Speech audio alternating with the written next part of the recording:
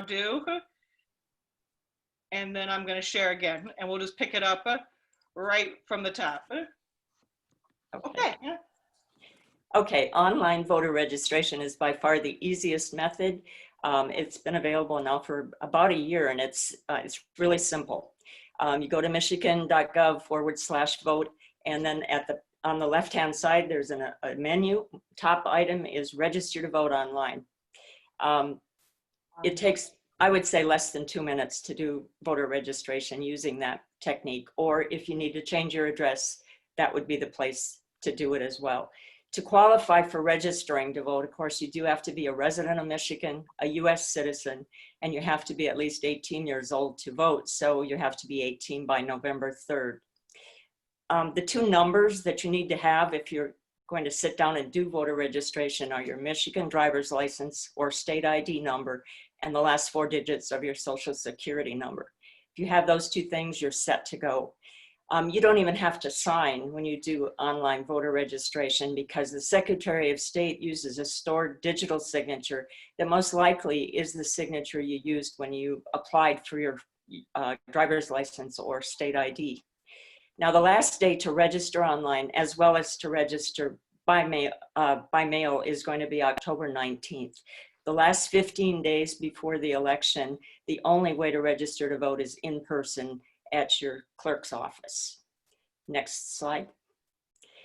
So to register by mail, you go to the same Secretary of State's website, and at the top, there's a menu across the page, and one of the choices is register. You can print a voter registration application form there. The same qualifications, of course, for online registration as for by mail. You do, of course, sign this form, and then you have to return the form to the city or township clerk. You can do that in person, or you can mail it. If you do mail it, and if it happens to be the first time that this person is registering in Michigan, they do need to send a copy of an ID. So they need a copy of their driver's license or a state ID. Doesn't need to be the real thing, just a copy will work. If you're going and delivering the registration form in person, you don't have to do that because they're going to get that information from you in person. But again, the last day to do online or by mail voter registration is October 19th. In the next slide. From October 20th then through November 3rd, you can register to vote in person at the city or township clerk's office, but you do have to have proof of residency. So if your driver's license is current, that is in terms of its address, it's your current address, you can use your driver's license or state ID for proof of residency. If the address doesn't happen to be right on there, then there are other options like a paycheck stub, utility bill, bank statement, those sorts of things. Regardless of what method of voter registration is used, if it's online, by mail, or in person, the clerk's office is going to send you a voter ID card. And that ID card it's going to tell you what your polling place is, and it gives you some other information like what congressional district you're in, what the state districts are for Senate and House, and your school board district. So it's useful information. It's not the kind of thing that you need to bring with you to vote, but it is not a bad idea to bring it anyway. 99% of the time at the polling place, nobody's going to ask you to keep it, but there's a 1% chance that it might come up where it would be useful to have proof that you are registered to vote at that polling place. Next slide. I'll get into options for voting then, and the first one is to vote early in person. Absentee ballots are going to be available as of September 24th. And so that's the day when it would be possible to vote in person at the clerk's office. Early voting at your clerk's office is available from September 24th through 4 p.m. on November 2nd, the day before the general election, for anyone who's registered. And also, of course, during that time, people could go in and register to vote for the first time and then vote also. But this is in-person voting, so it is going to be necessary to follow CDC recommendations to vote safely. That is, wear a mask and stay 6 feet apart. those kinds of things. Just to keep that in mind for that option of voting. The next slide begins addressing voting absentee from home. And as I mentioned earlier, this is the method of voting that the League of Women Voters is advocating strongly this year. You can request an absentee ballot now, and you can track your ballot, see that the application's been received, that you're going to receive the ballot, and then once you've submitted it, it'll tell you that it's been received. Now, the way you do that is to go to the Secretary of State's website. You can click on Vote at Home, and at that site, you can print an application for an absentee ballot, complete it, and either mail or deliver it to the clerk. That's option one. Option two, you could actually take that form and just email it, scan it and email it to the clerk. That would be fine. They're glad to receive them that way. And easiest of all is to request an absentee ballot application online by submitting the same information that you would submit to register to vote. And so that's, again, going to require that you know your driver's license number and your last 4 digits of your Social Security. But otherwise, it's a very simple process to request an absentee ballot application just directly online. And the clerks like it because it's paperless and it's easy. Absentee ballots will begin to be mailed out on September 24th. And this is a picture of the pieces that you're going to receive. The blue envelope is the one that you will be on the outside. So when that comes, you know you're getting your absentee ballot. The brown envelope is the secrecy sleeve. That's what you will put your completed ballot in when you're finished marking it. And it should be, and the ballot should be put in that secrecy sleeve such that the tab with your ballot number is showing at the top. And you'll put it into the green envelope and return it. And I believe that in Kalamazoo, the city of, there's a good chance the postage will be paid for you. At least that's the proposal. But otherwise, of course, it does have to have postage on it if you're going to mail it, but you have the option of returning it to the clerk's office directly or to their Dropbox. So the next slide just walks us through, one very important step. You can change it. Yeah, that slide is fine. Thanks, Denise. This is a picture of both the front and the back of the green envelope. And on the back, you see that you have to put your signature and a date. Very important. That signature signifies that you're saying that you are eligible to vote and you're returning your ballot. Either you're doing it yourself by mail or you're doing it by in person and or to the Dropbox. You or a member of your family or household is making that delivery of that ballot. But most important, that signature has to be on there because the clerks will use that signature to verify that you are who you purport to be. And they'll be looking and verifying that signature with the digitized signature that's in the Secretary of State's database. So it's very important that it be there. The next slide should take us through the steps. So you complete the ballot, you insert it in the secrecy sleeve, you put it in the green envelope and sign the outside. You have to make sure your signature matches the signature that's on your driver's license or state ID card, and then you return the ballot. You can mail it. We're suggesting, League of Women Voters is suggesting that ballots be mailed no later than October 20th. That's 2 weeks before the election. Or you certainly can drop it off at your city or township clerk's office, or drop it off in a Dropbox provided by your city or township clerk. Now, I learned this week that the Dropbox locations are not finalized on the Secretary of State's website, but the clerks were told this week that they should try to enter those lockbox addresses as soon as possible, and I'm sure that they will be there by the time the absentee ballots are available. But to get to where the Dropbox locations are, you go to your Secretary of State's website, michigan.gov/vote, and then there's a menu choice on the top that says your voter information. At that juncture, you have to enter your name, your date of birth, and your zip code. And when you do that, one of the choices on the right-hand side is your clerk. And within that information about your clerk, there's a link to the Dropbox location. As of yesterday, that wasn't active, but like I said, I'm sure that it will be active by the time the absentee ballots become available. Also on that screen, which is specific to you because you've entered your own name, date of birth, and zip code, this is also where you can see your tracking of your ballot.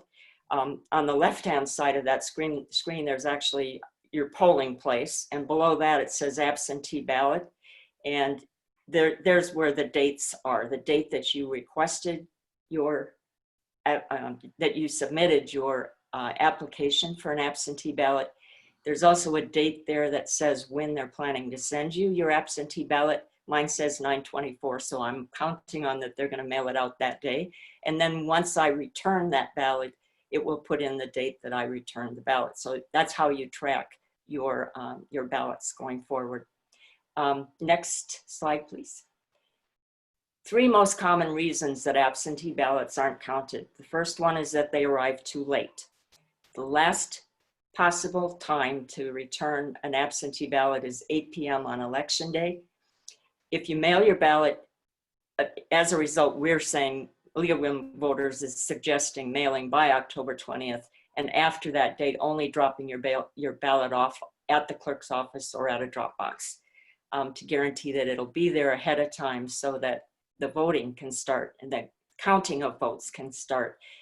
Right now, it's not possible to start counting until election day, but certainly they are counted beginning at 7 a.m. on election day, and we want as many ballots there ready to go as possible.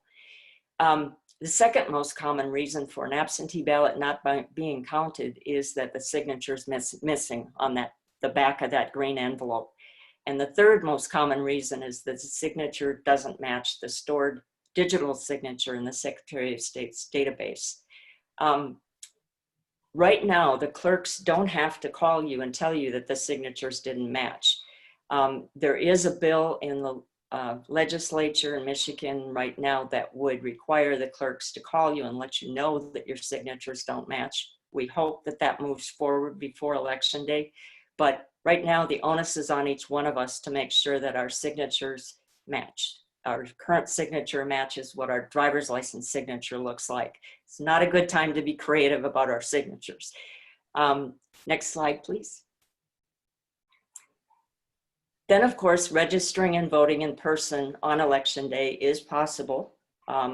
It is a last resort, and we hope that not very many people will need to do that. We hope everybody will be registered before election day. Thinking back to March when we had our presidential primary, I work at the polls, and we sent a number of people to the city clerk's office to register and vote. The lines were like 3 to 4 hours long, and certainly we don't want to see that happen now, because again, long lines are not a good thing for many reasons, but for safety, it's certainly not something we want to see. Those that are already registered must vote at their polling place on election day. They can't vote at the secretary's or the clerk's office. So again, we hope the lines aren't going to be long. That's why we're pushing as much as possible to get people to use absentee ballots and vote from home. Next slide.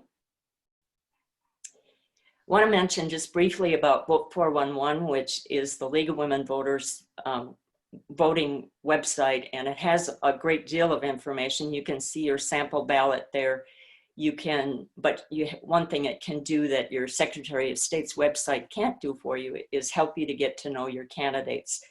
The League of Women Voters has actually gone out to every person that's running for an office in the state of Michigan and is asking them to submit information, biographical information, as well as responses to questions that relate to the position that they're seeking.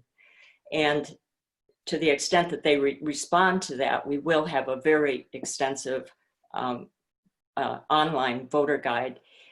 And our experience is that most candidates do respond. We get a really good response rate on our voter guides. It allows you then, with that information, to compare candidates on issue-related questions. So in Vote 411, you can actually line up candidates that are running for the same office and look at how they responded to the same question. We expect that the voter guide will be available September 24th, the same day as the absentee ballots will be going out, and the first day that in-person voting at the clerk's office will begin. Next slide. So in summary, some important dates. First of all, now it is possible to request an absentee ballot. Beginning on September 24th, we should see our absentee ballots becoming available. Vote 411 voter guide should be available. And also that's when in-person voting at the clerk's offices will begin. On October 19th, that's the last day to register to vote online or by mail. October 20th is the date that we are saying should be the last day to mail a ballot. After that, only drop it off at the clerk's office or a drop box. And again, as I mentioned before, tracking your ballot at michigan.gov /vote your voter information. If you go to that site, you'll be able to track the dates about your application and the ballot. Next slide. Also on October 20th is when registering to vote becomes necessary in person at a clerk's office. November 2nd, the day before the election, if you're registered where you live, you can vote absentee until 4 o'clock at the clerk's office. But after that, you have to vote at your polling location on election day. Election day, polls will be open 7 a.m. to 8 p.m. and you can register to vote and then vote at your clerk's office if you haven't registered by then, but we hope that is a very limited number of people. And I think one final slide. So to make a difference, you can make a difference by encouraging voter registration for anyone who isn't registered yet. You can make a difference by using an absentee ballot so that you're able to vote from home and do it safely. You can make a difference by using the voter guide at vote411.org and comparing your candidates and knowing who and why you're voting for certain candidates. And last but not least, you can sign up to be a poll worker at any clerk's office. And I can tell you that we've had members of our election administration committee visiting with the clerks in Portage and Kalamazoo in the last few weeks. And in Portage, we were told that they were going to need 60 additional poll workers for their precincts. I'm sure it's that many and more in Kalamazoo. And I also know that in the townships, particularly Oshtemo was short of candidate poll workers in August for the primary. And so I can only imagine that they're also in significant need of poll workers for the November election. So it's not just the cities, the township clerks are also asking for additional poll workers. The role of the poll worker is primarily to help to open and close the polls at 7 a.m. and 8 p.m., also process voters and ballots. But just in general, just ensuring that the voting process runs smoothly and that we don't have any disenfranchised potential voters. The poll worker positions, there's training provided by the clerks. Some of it's virtual, some clerks choose to do it virtually, others still do it in person.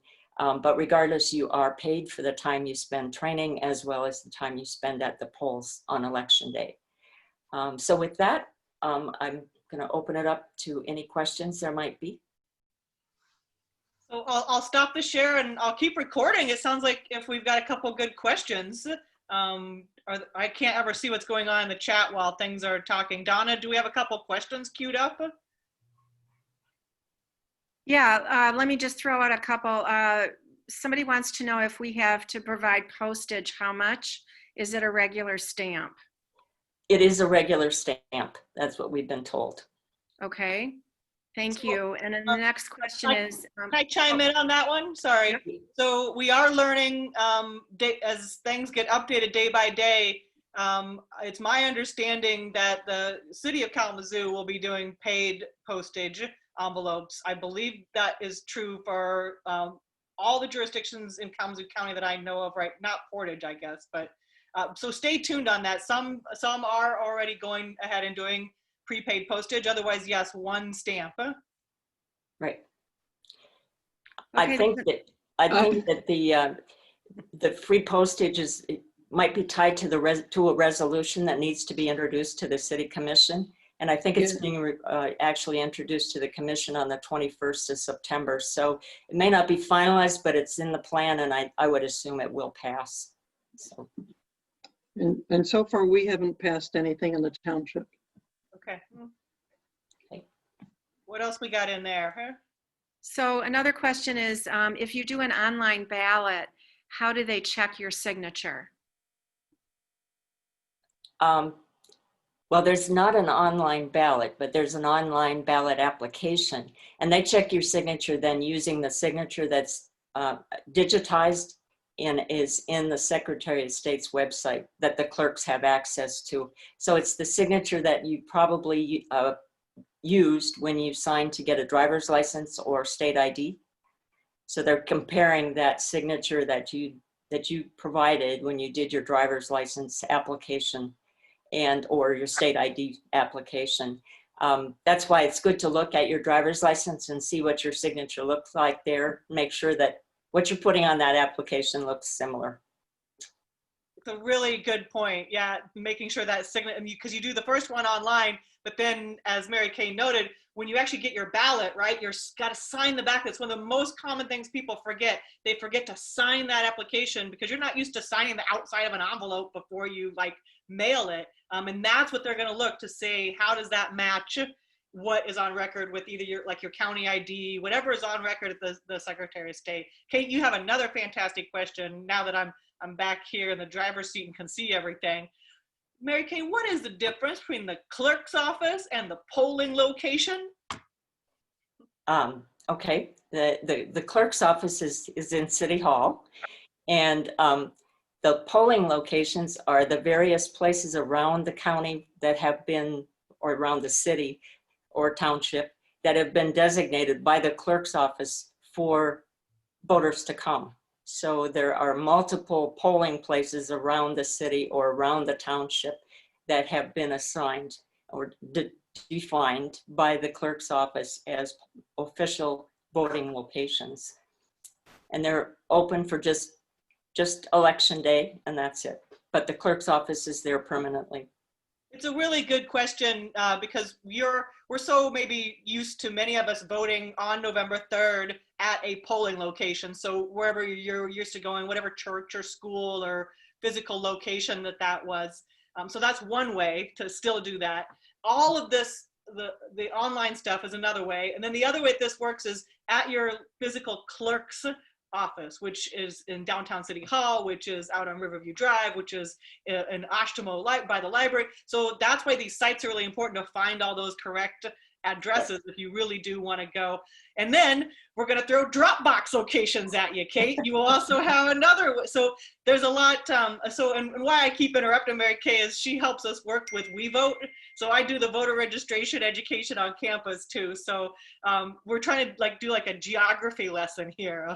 Where's your polling place? Where's your clerk? Where are your drop boxes? Because there are lots of different ways. Increasing voter access means a lot of increased voter education as well is really, I think, what we're learning. So Mary Kay, we've got some more great questions in here. So this is, so if I track my absentee ballot, I think is the question. And I'm not sure if I got there. Can you explain what the provisional ballot is? And is that used when you're not sure your absentee ballot was being counted? And if you're in any doubt, should you go to the polls and request a provisional? We actually call it a spoiled ballot. What is your advice on that? If it hasn't been received, I mean, if you've been tracking it and you see that it hasn't been received, it's reasonable to come to the polling place and say that you've noted that it hasn't been received and you're wondering if it's been destroyed or lost. And then it's up to the polling place will have directions from the clerk's office as to what to do about that. It might be a provisional ballot. That could be the approach that will be used. We'll find out when we go through poll worker training, I'm sure. Good question.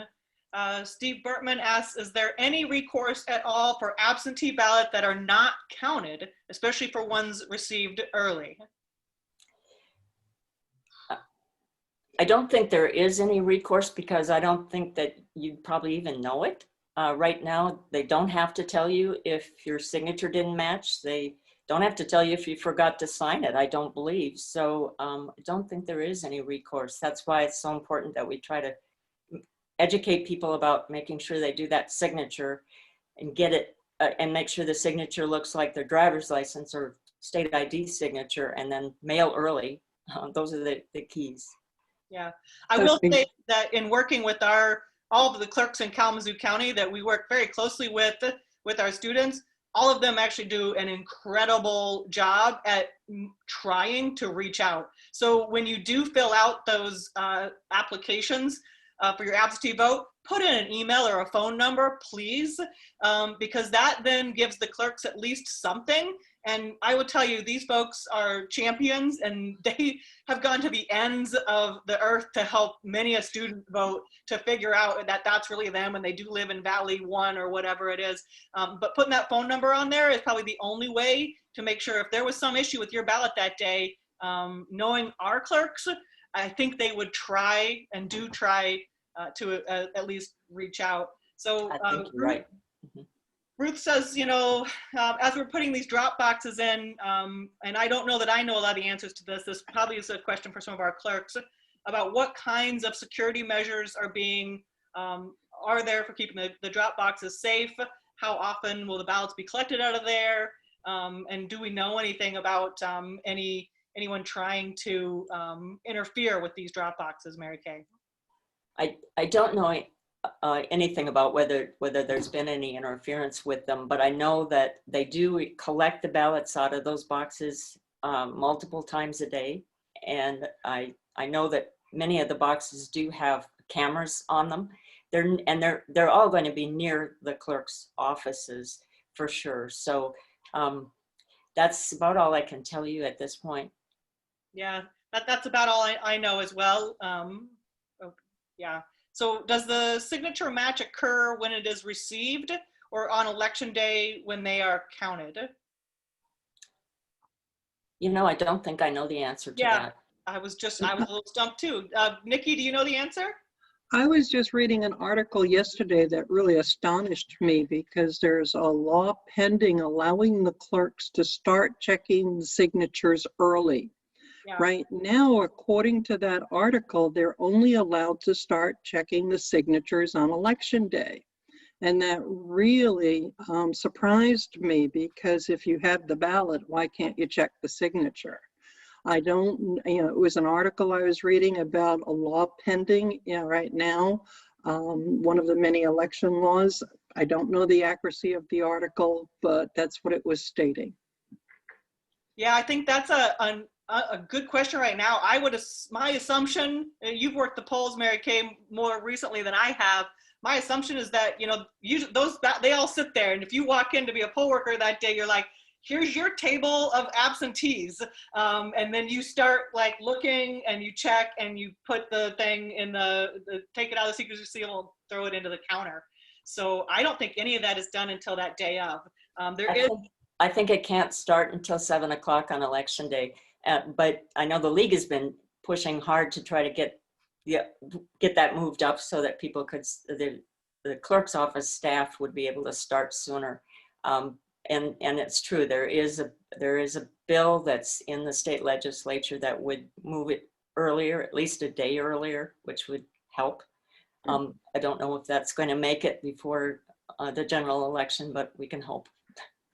Yeah. One of the things with that is that it needs to come out of committee right now, and if it's not passed within a certain time frame, it has to be passed at this point within 40 days before the day that it would actually go into place for it to be live on election day. So it needs to be passed, I think, next week or early the following week. Okay, good to know. Yeah, very short window here, folks. Donna, you had something else you wanted to raise? Go ahead. Yeah, so if someone is unemployed and they apply to work at a polling place, does that jeopardize their unemployment? The I- pay? Yeah, I don't know the answer to that. I don't know. It's one day of work. I It's I can't 150 imagine. bucks. So I doubt that would be considered employment. I mean, it's 150 bucks for one very long day. Yes, But I don't know for sure. Yeah. I So don't either. Tom has a good question. Again, this is this idea of all these different geographic ways to put in your vote. To register and vote on election day, Mary Kay, let's say they did not heed your advice to vote early, people. To register and vote on election day, do you go to the clerk or to your polling location? Go to the clerk's office.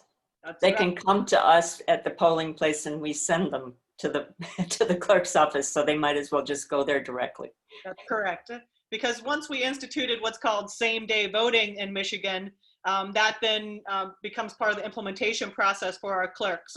And the only way to do that in the same day is to go ahead and be right in front of your clerk, and you actually still fill out the voter registration form, and then you fill out and then you vote, essentially all right there, and they verify who you are, and you can kind of do it all in one. If you went to the polling location, there's no one there authorized to do all those steps at once. So that's only for, you are absolutely registered and you know that, and you're going to go vote in person. That's right. Tom suggests he thinks the unemployment payments might be deducted for earnings. So you would have to declare that 150 bucks, and I guess it would count towards your overall. You guys feeling educated on voting? What's your voting plan? What other questions we got? It's a lot more to it than we Thank you so much for going ahead and educating more voters and passing it forward. We appreciate it. Well, thank you so much for coming and giving us this talk today. And I will note on the recording that I missed your first slide. I'm very, very sorry about that, but I think I caught it right when you actually started talking about voter registration. And I hope that we use this recording and everybody can see us in the future.